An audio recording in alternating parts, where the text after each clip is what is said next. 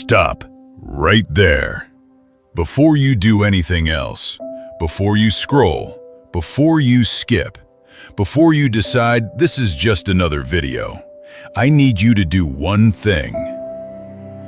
Take a breath. Just one.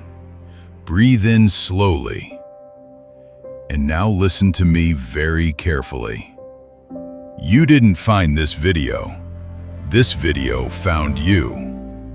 I know that sounds like something people say. I know you've heard it before. But I need you to actually sit with what I'm about to tell you, because there is something profoundly different happening right now, in this moment, that has nothing to do with an algorithm, nothing to do with a trending topic, and everything to do with the God who has been watching you, quietly, faithfully, without missing a single detail of your life.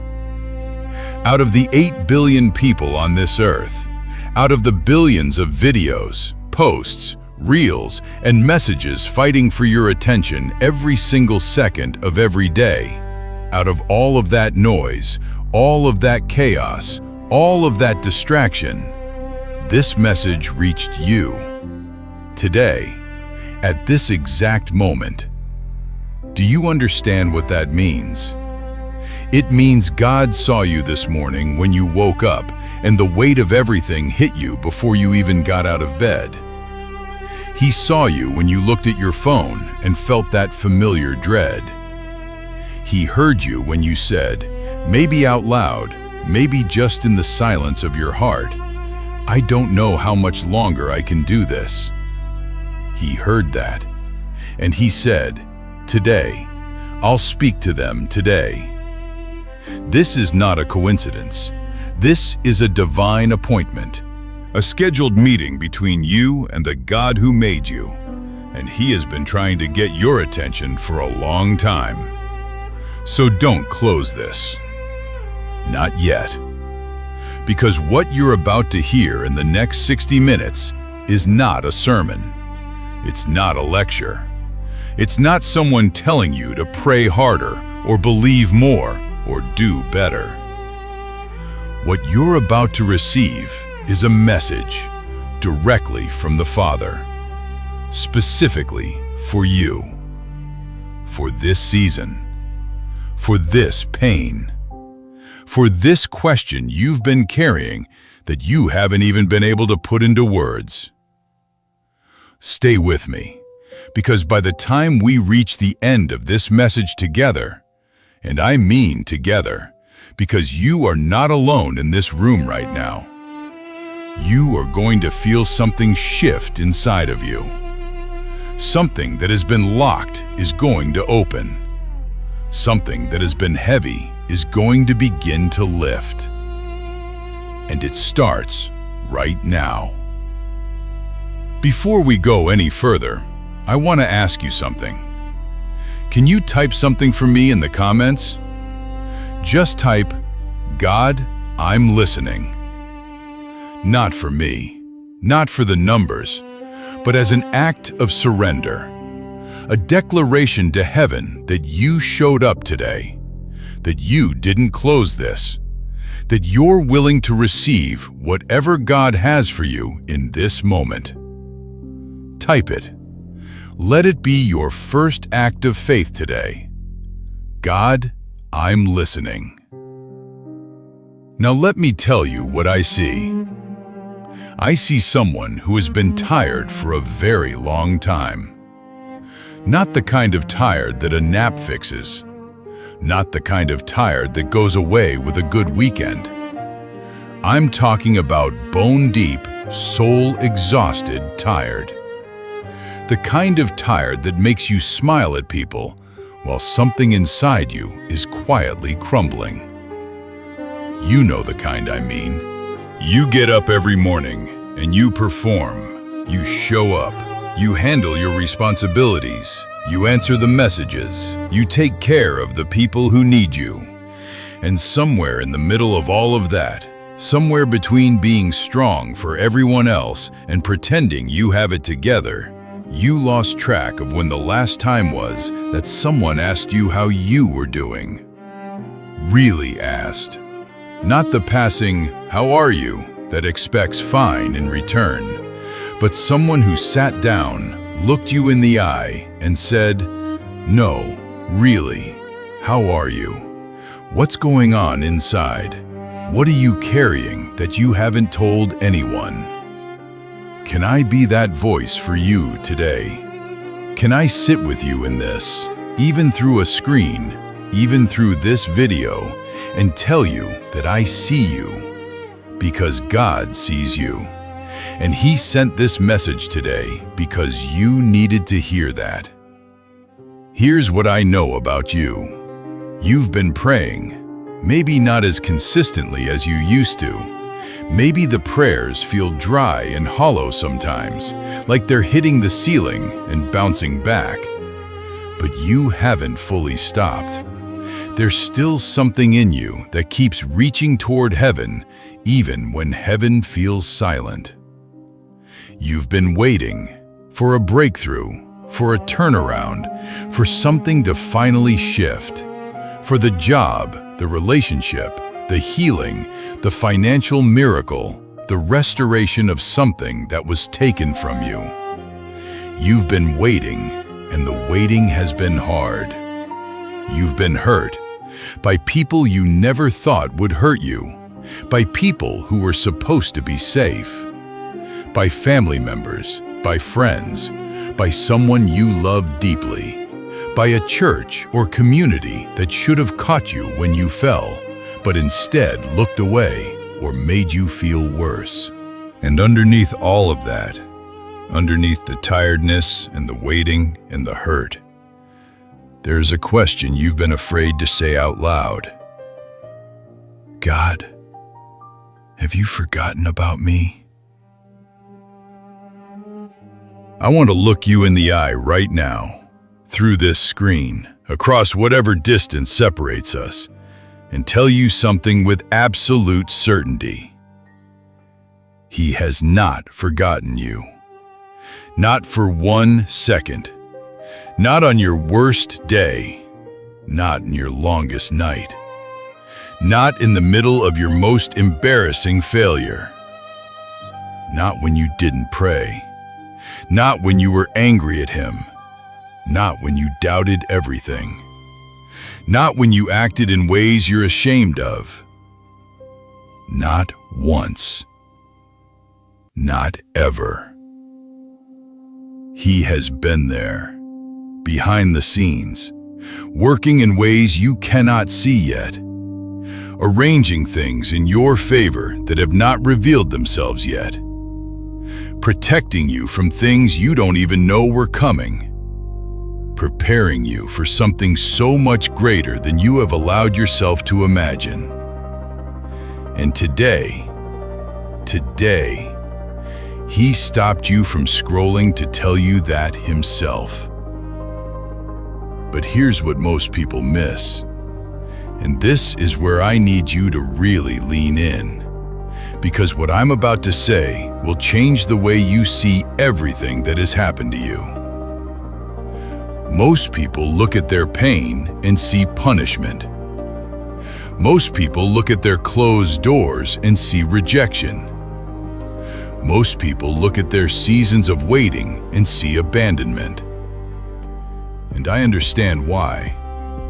When you're in the middle of it, when the money isn't there, when the relationship is broken, when your body is sick, when you feel invisible, when every plan you make seems to fall apart, it is almost impossible to see anything but loss. But God is not operating on your timeline. And what looks like abandonment from inside the storm looks completely different from above it. Here's what I need you to hold on to as we go through this message together. Your delay is not your denial. Your silence is not His absence. Your waiting season is not wasted time. It is preparation time. And the magnitude of what God is preparing for you, the breakthrough that is coming, the restoration that is being arranged, the doors that are about to open. It required exactly the season you have been walking through. Stay with me, because we're just getting started. I want to do something right now that might feel uncomfortable. I want to describe your life, not the version you show on social media, not the version you present at church, not the version you use when people ask how you're doing. I want to describe the version that exists in the quiet, in the 3 a.m. moments, in the car after you drop the kids off, when you just sit there for a minute before driving away because you need one moment, just one, where you don't have to be strong. In the bathroom with the door locked, where you let yourself cry because it's the only place where no one will see you fall apart. In the bed at night, lying on your side, staring at the darkness, running through the same thoughts on an endless loop. All the things you should have done differently. All the things you're afraid of. All the questions that have no answers. That version of you. That's who I'm talking to right now. Let me be specific, because God is specific. There is someone watching this right now who has been managing a financial situation alone that is absolutely terrifying. The bills didn't stop coming when the income dropped. The debt didn't pause when life got hard. And every morning you look at the numbers and feel a physical sensation, a tightening in your chest, a wave of nausea, a kind of low-grade panic that never fully goes away. Because you don't know how you're going to make it work. And the worst part isn't even the money. The worst part is that you can't tell anyone. Because you're supposed to be responsible. You're supposed to have it together. You're the person people come to when things go wrong. You can't be the one falling apart. So you smile. You say, God will provide. And you mean it. You really do. But at 3 a.m., the fear is louder than the faith, and you feel like a fraud for saying it. I see you. God sees you. And He is saying to you right now, the situation you are in is not the situation you will stay in. There is someone watching this right now who is carrying a wound from a betrayal that changed something fundamental inside of them. It might have been a spouse, a best friend, a parent, a pastor, someone you trusted completely, someone you gave access to the most vulnerable parts of yourself, and they used that access against you. They walked away, they lied, they chose someone or something else. They told the secrets you shared in confidence. They left when you needed them most. And the wound is not just the loss of that person. The wound is what it did to your ability to trust. Because part of you has been on guard ever since. Part of you has been waiting for the next person to leave, the next betrayal, the next moment when someone you love shows you that you were wrong to believe in them. You've been loving people with one hand extended and one hand protecting your heart, and it's exhausting. And there are moments, if you're honest, when you've been angry at God about it. Why did you let that happen? Why didn't you protect me? I prayed, I tried to do right, I gave everything I had. Why wasn't it enough? I'm not going to tell you that was the wrong question to ask. It was exactly the right question. And today, God is answering it. Not by taking away the memory of what happened, not by making it make sense in a neat, tidy way, but by showing you what He has been doing with that wound, how He has been using it to build something in you that could not have been built any other way. And we're going to get to that, I promise. But right now, I just want you to know you are allowed to have been hurt. You are allowed to still be in the process of healing. You are not behind. You are not weak. You are not broken beyond repair. You are loved, completely, without conditions, without disclaimers. Right now, as you are, in this moment. There is someone watching this who has been feeling invisible. Not literally. People see you every day. You go to work. You're present in your family. You exist in spaces with other human beings. But you feel invisible in the way that matters most. Like your presence doesn't make a difference. Like if you disappeared, the world would just recalibrate. People would adjust. No one would be fundamentally worse off. Like your dreams, the ones you used to talk about, the ones you've quietly stopped mentioning, because every time you voiced them, they went nowhere. Like those dreams are slowly fading out, like a signal growing weaker the further it gets from the source. Like you are standing behind glass, watching other people live the life you wanted, and you can't figure out what they have that you don't. I need to say something to you very clearly. That feeling, that sense of invisibility, of irrelevance, of being forgotten, is one of the enemy's most effective tools. Because it's quiet, it doesn't announce itself as an attack. It just settles in, slowly, like a fog, until you start to accept it as truth. It is not truth. You are not invisible. You are not irrelevant. You are not forgotten. You are seen by the God who shaped you before you existed, who numbered every hair on your head, who catches every tear, who knows the dreams you've stopped saying out loud because He put them there in the first place. And He has not abandoned those dreams just because the road has been long. But here's what I need you to understand, and this is the thing that most people don't realize.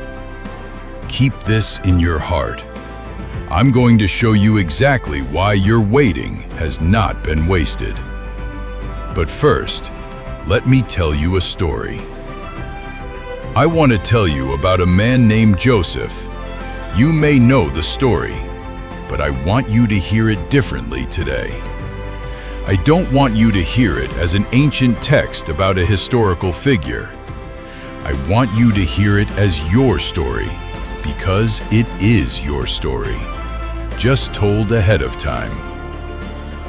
Joseph was the son of a man named Jacob. He was loved deeply by his father, and that love, visible, obvious, the kind that made his brothers feel overlooked, became the first wound in a chain of wounds that would define the early years of his life. His brothers hated him. Not just disliked, hated. And one day, they took that hatred and they acted on it. They threw him in a pit. And then, in one of the most chilling moments in all of Scripture, they sat down to eat a meal. While he was in the pit, while he was screaming, while he was reaching up toward them with his hands, begging them not to do this, they ate their food and they sold him. They sold their own brother to strangers. And then they took his coat, the coat his father had given him as a sign of love, and they dipped it in animal blood and brought it back to their father, and let that man believe his beloved son was dead. They let their father grieve. for 22 years. Now, I want to stop there for a moment. Because if you're Joseph in this story, if you are the one who has been thrown into the pit by people who should have loved you, I want you to imagine what the next chapter of your life looks like from inside that pit. You're in a foreign country. You don't speak the language. You've been stripped of everything that defined you: your family, your name, your coat, your status, your future. The dreams you had, the vision God showed you when you were young. Those dreams must have seemed like a cruel joke as you walked in chains toward Egypt. God, you showed me a future. You gave me a vision. You let me believe. And now look at me. And it doesn't stop there. In Egypt, he works hard. He rises. He becomes trusted, valued, given responsibility. He begins to rebuild. He begins to think, maybe this is it. Maybe this is where the story turns. And then Potiphar's wife lies about him, and he goes to prison. He goes from the pit to the palace, and then back down to a cell for something he didn't do. Now here's what I need you to really hear. The Bible doesn't tell us that God explained any of this to Joseph while it was happening. There was no scroll that dropped from heaven saying, "Joseph, I have a plan. Hold on, 13 years, then it all makes sense." He didn't know. He sat in that prison cell, having done nothing wrong, having been betrayed by family, betrayed by the people he served faithfully. And he had to make a choice that no one could make for him. Do I still trust the God who let this happen? That's the question. That's always the question. And if you're honest with yourself right now, that's the question underneath all your questions. Not just, when will this end? Not just, why is this happening? But deeper than all of that, can I still trust the God who allowed this? I want to tell you what happened to Joseph. After the prison, after the forgotten promises, after the years of waiting in places he was never supposed to be, he was brought before Pharaoh. And in one conversation, one day, everything changed. Everything. In one moment, Joseph went from prisoner to second in command of the most powerful nation on earth. In one moment, he went from forgotten to celebrated. In one moment, the very gifts that had gotten him thrown in the pit became the gifts that elevated him to the palace. And then, and this is what I need you to understand with every part of your being, the famine came. And the brothers who had thrown him in the pit, the ones who had sold him, the ones who had let their father weep for a son who was alive all along, they came to Egypt, desperate, hungry. They came to him. They bowed down. The exact thing God had shown him in the dream when he was 17 years old happened, to the detail. And here is what Joseph said to them.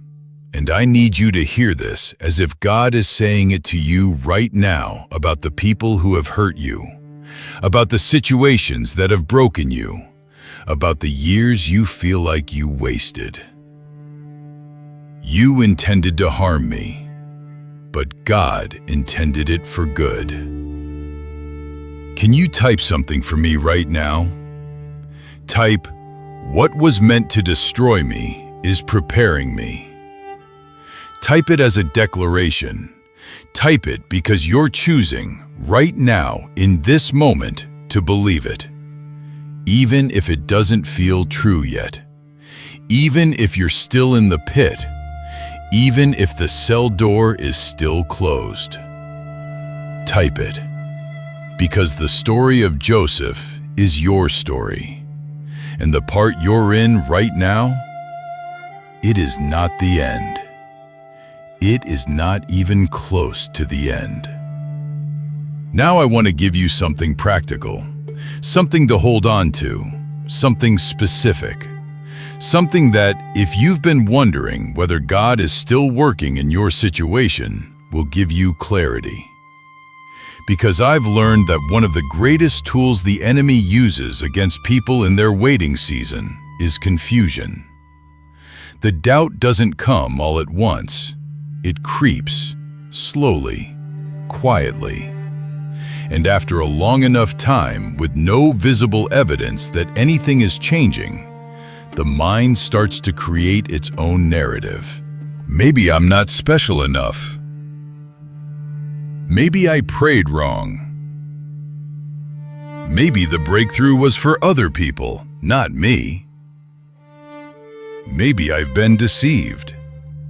So today, I want to give you 7 signs, 7 specific, recognizable signs that God is actively working in your life, even when you cannot see it, even when the silence is deafening, even when the evidence seems to say the opposite.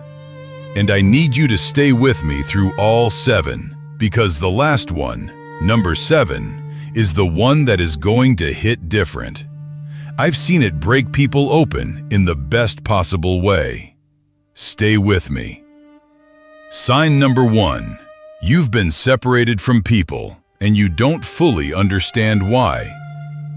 In the last season, maybe 6 months, maybe a year, maybe longer, you've noticed that certain relationships have either faded, broken, or been removed from your life. Sometimes dramatically, sometimes quietly. And it's been painful. Because human beings are wired for connection, and when connections are cut, even connections that weren't healthy, it creates a kind of grief that doesn't always have a name. But I need you to hear this. God is not random about who He removes from your life. Every time you see someone leave, every time a door closes on a relationship, there is a purpose. Either they were not equipped to go where you are going, or you were becoming someone you were never meant to be in order to maintain the relationship, or they carried something that would have eventually destroyed what God is building in you. The separation is not rejection. It is protection.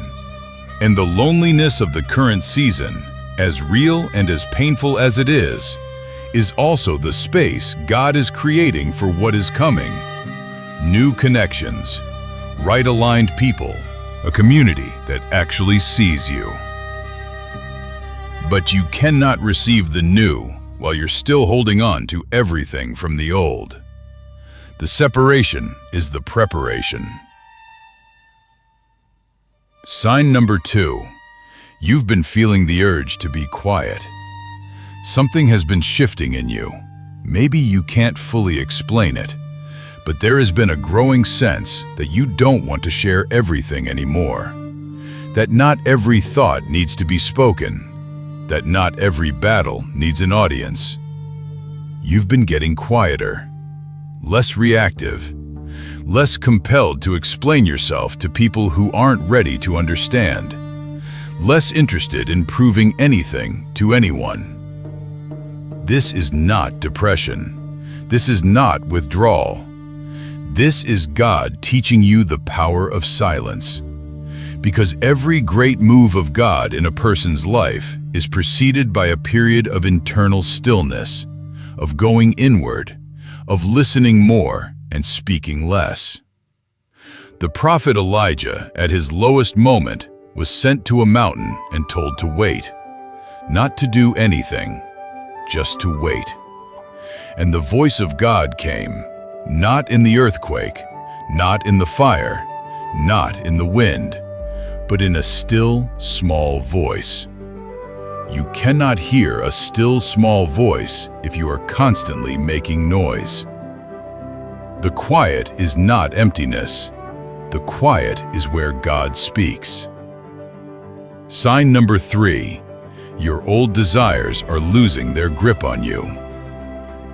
There are things you used to want, things you used to chase, things you thought you couldn't live without, that are quietly losing their hold on you. The distractions that used to numb the pain aren't working the same way anymore. The relationships you used to chase are starting to feel hollow. The validation you used to need from certain people matters less. Something in you is shifting at a level deeper than behavior. This is God doing something profound. He is changing your appetite. Because you cannot carry a new thing with old desires. You cannot walk into a new season while your hands are still full of what belonged to the last one. God is not just changing your circumstances, He is changing you. He is upgrading the person who is going to receive the blessing, because the previous version of you could not have stewarded it. The desires are being reordered, and that is a sign of profound transformation happening below the surface. Sign number 4. You've been tested in ways that feel disproportionate to your mistakes. Let me ask you something honestly. Have you ever looked at the level of difficulty in your life and thought, this doesn't match? I've seen people do far worse things and walk through life much more easily. What did I do to deserve this level of pressure? If you've had that thought, I need to tell you something that will completely reframe it. God doesn't test ordinary people with extraordinary pressure. The level of the test is always proportional to the level of the calling, not to the level of the sin, not to the level of the failure, to the calling. If you are walking through something that feels too hard, too long, too heavy for what you deserve, it is because God has seen something in you that you have not yet seen in yourself. He is not trying to punish you. He is trying to build you. He is strengthening muscles that didn't exist before. He is developing a capacity for compassion, for faith, for leadership that cannot be taught in any other way. The pressure is the proof of the calling. Stay under it. Don't run from it. You are being built. Sign number 5. You've been having unexpected moments of peace in the middle of chaos. This one is subtle, but if you pay attention, you'll recognize it. Even in the middle of the storm, even when everything is uncertain, even when the fear is real, there have been moments, flashes, brief, inexplicable moments where something settles inside you, where you don't know how, but somehow you know it's going to be okay. It doesn't make logical sense. The circumstances haven't changed. The problem is still there. The answer hasn't appeared. But for a moment, just a moment, the anxiety releases its grip, and there is something underneath it that feels like ground, solid ground. The Bible calls it the peace that surpasses all understanding. It's not the peace that comes when the problem is solved. It's the peace that comes when you know, somehow you know, that the problem is in hands greater than yours. That peace is not your imagination. It is the signature of God's presence. And if you've been experiencing it, even briefly, even imperfectly, it is a sign that He is near, closer than you know. Sign number 6. God has been sending people into your path at unexpected moments. Think back over the last few months. Has a stranger said something to you that stopped you in your tracks? Has someone reached out of nowhere, someone you hadn't heard from in years, at exactly the moment you needed to hear from someone? Has a random post, a song, a sentence in a book landed with a weight that felt like it was meant specifically for you? God uses people. He always has. He sent Ananias to Paul when Paul was blind and alone in Damascus. He sent the widow of Zarephath to Elijah when Elijah had nothing. He sent Ruth to Naomi when Naomi had lost everything and called herself Mara, the bitter one. He sends people. And the people he sends are not always the ones you expect. They're not always polished or impressive. Sometimes they're the most unlikely messengers. Sometimes it's a child who says something with no idea of the weight it carries. Sometimes it's a stranger on a bus. Sometimes it's a song on the radio that puts words to the prayer you've been unable to pray. When those moments happen, do not dismiss them. They are not coincidences. They are breadcrumbs from heaven, marking the path forward. Sign number 7, and this is the one I told you to wait for. You're still here. I know that sounds simple. I know it sounds like something someone says when they don't have anything better to offer. But I need you to hear what I'm actually saying. You have been through enough to quit. Enough to close the door on your faith permanently. Enough to stop praying, stop believing, stop trying. Enough to look at everything that has been taken from you and say, I'm done. There's nothing left. And you didn't. You're still here. You might be battered. You might be doubting. You might be barely holding on by a thread so thin you're not sure it qualifies as holding on at all. But you're here. You clicked on this video. You typed, God, I'm listening.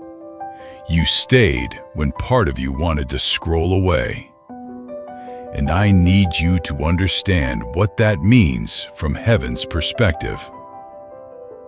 That is not weakness.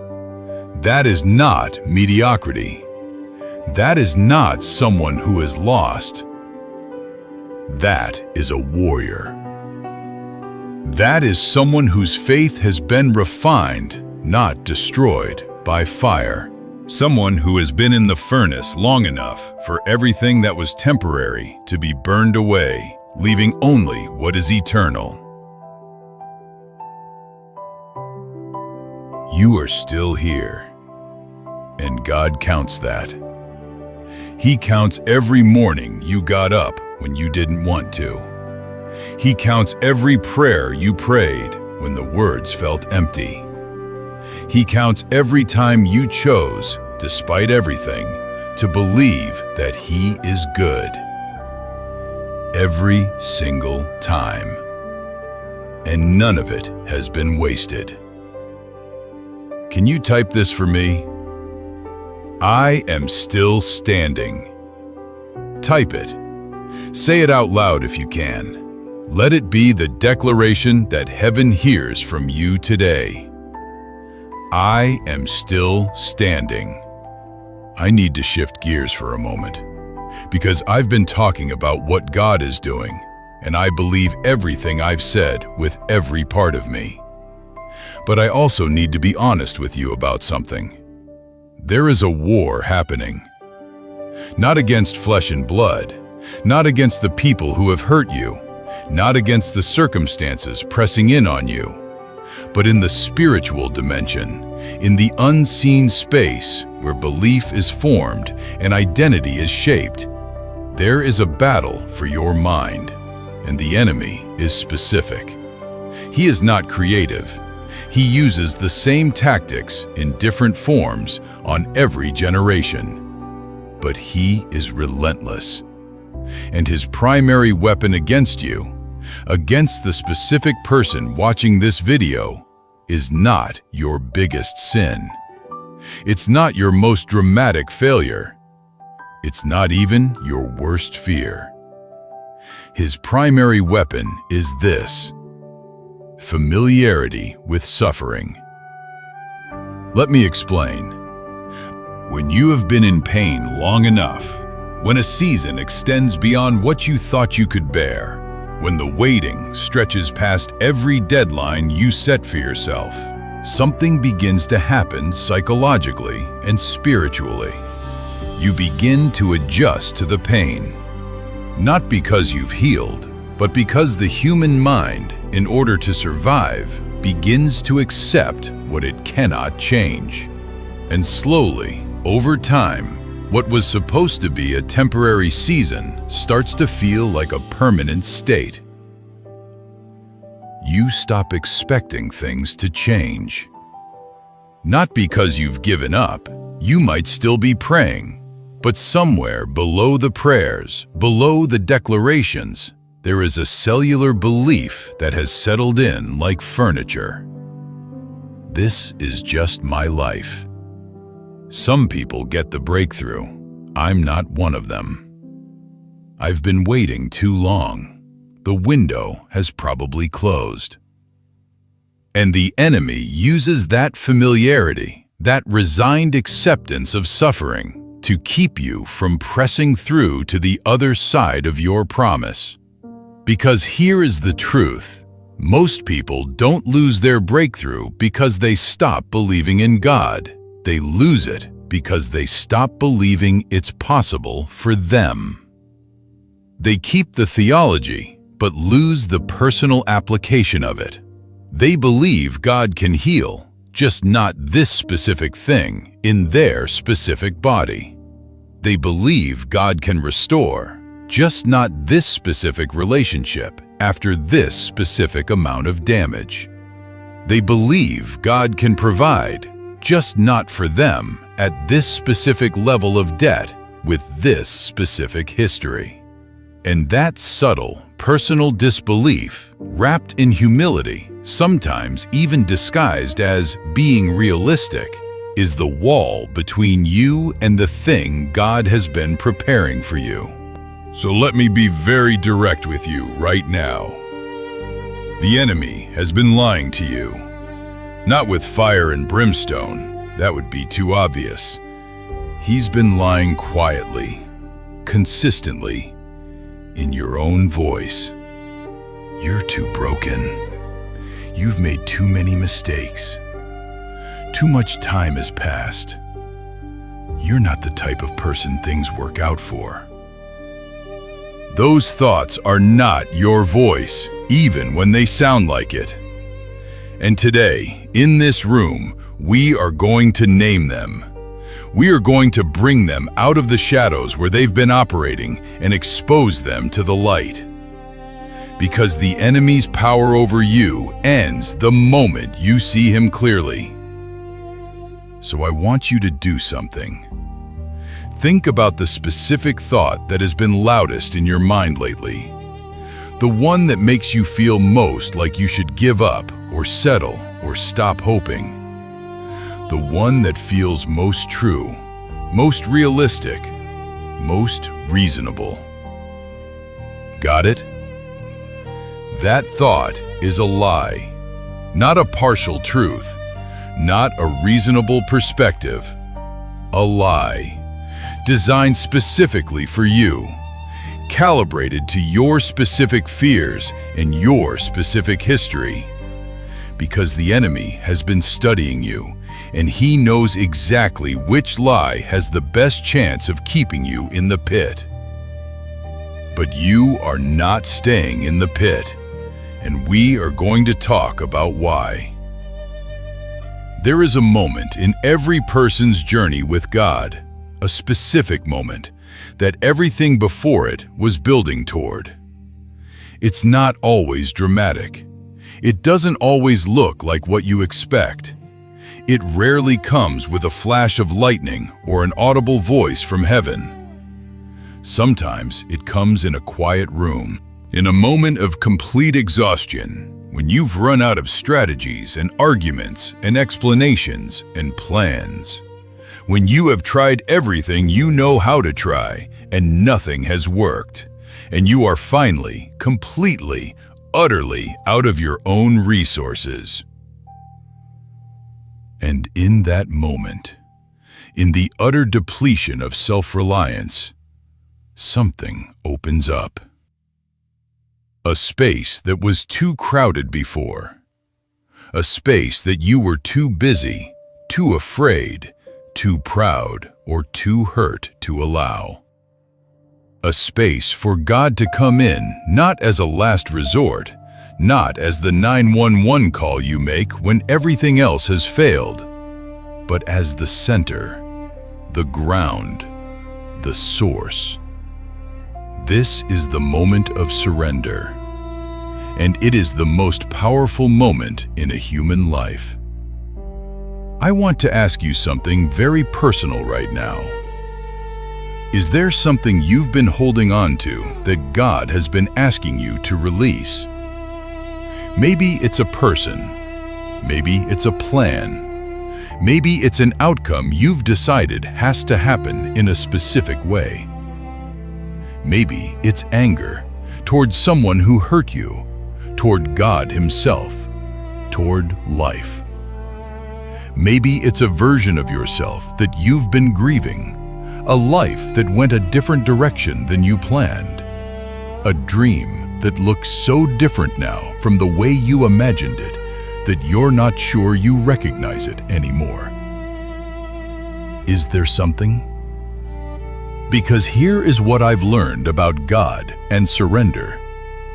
He never asks you to release something without the intention of giving you something greater in return. The hand that lets go of the lesser thing is the hand that is open to receive the greater one. I want to create a moment right now, just between you and God. Wherever you are, whether you're watching this on your phone, in your room, or in your car, or on your couch late at night, I want you to take a breath. And I want you to say, out loud if you can, in your heart if you can't, God, I am done trying to figure this out on my own. I am done carrying what was never mine to carry. I release the outcome. I release the timeline. I release the need to understand. I trust you, even when I can't see what you're doing, even when it doesn't make sense.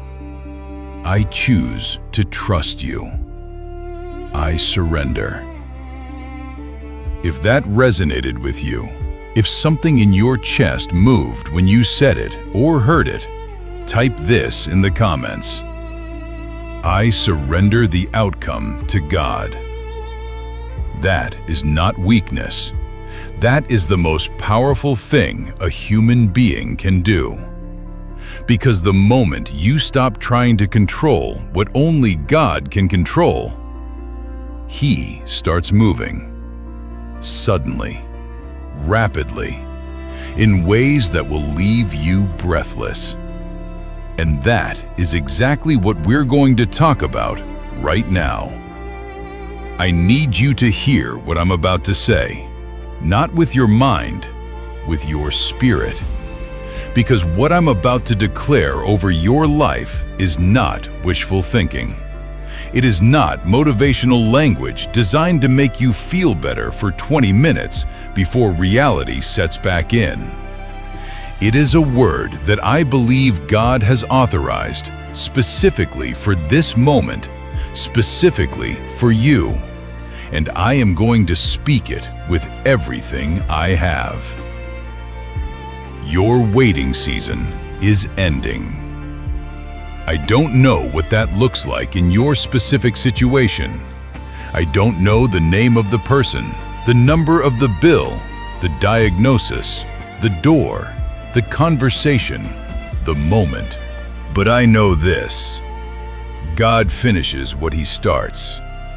He didn't bring you through everything you've survived. The betrayals, the failures, the losses, the lonely nights, the unanswered prayers, the years that felt like nothing was happening.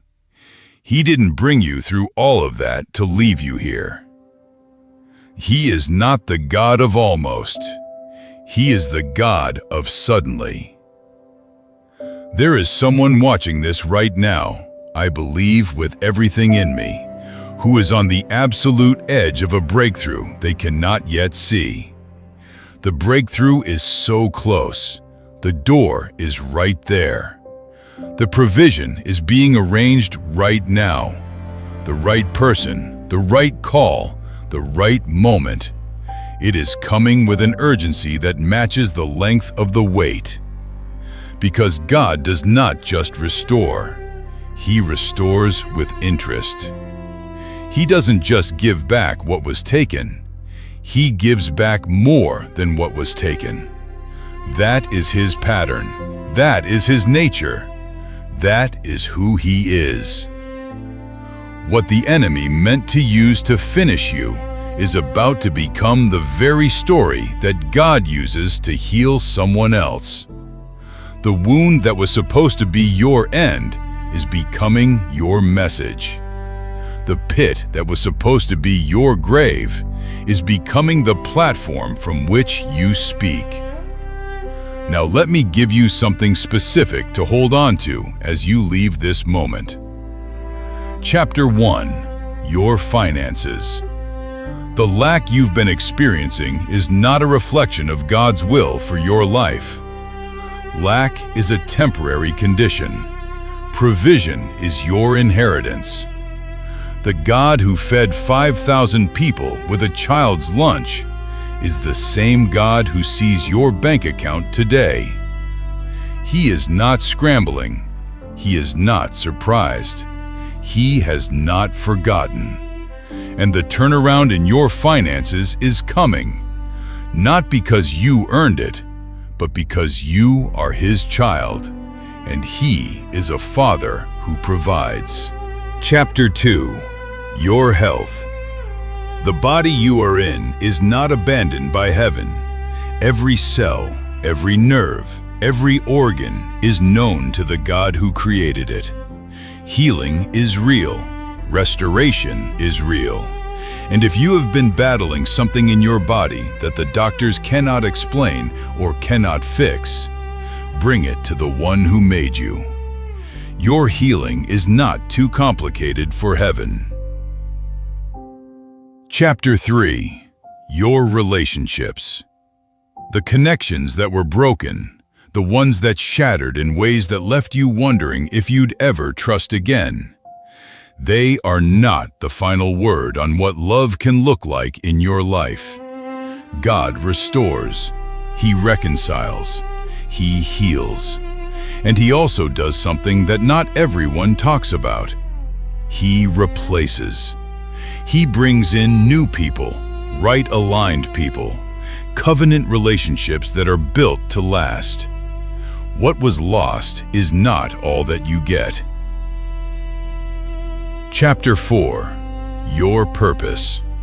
The dreams that have been quiet, the ones you stopped talking about because hope deferred makes the heart sick, they are not dead. Delayed is not dead. Dormant is not dead.